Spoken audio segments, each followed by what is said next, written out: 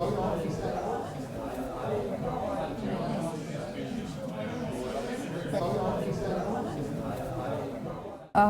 at the Lemelson Foundation, which is based in Portland, Oregon, and we focus on improving lives through invention.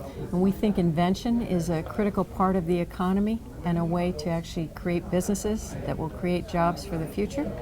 So I'm very interested in being here today, to hearing the perspectives of others and getting a sense of where invention can play a role in creating those businesses that create exciting jobs and new opportunities for the future. Now, what triggers inventions? Can this be a regulated process where if you have a need for something and can identify the need and you put enough resources on it, somebody will invent something that solves that need?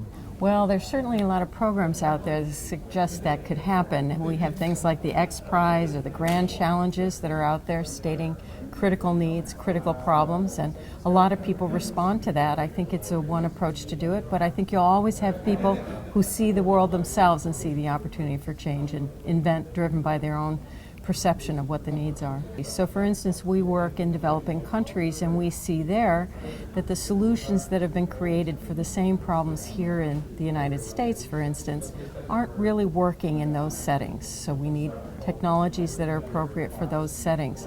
I think there'll always be challenges that we're facing, and there'll be opportunities for improvements and refinements on existing technology, and that will drive invention.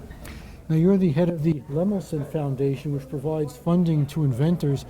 Do you fund inventors directly, or do you go through some organization which presents the inventors to you? Yes.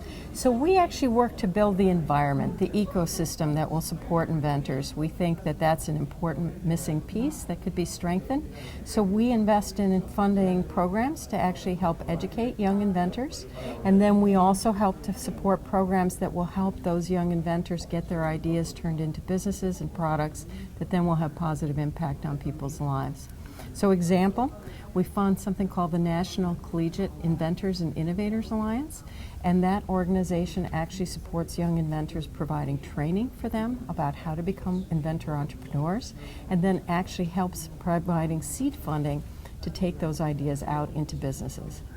Now, throughout history, many inventors have been solo operators. The whole world thought their idea was totally crazy and could never possibly work, but they went ahead anyway.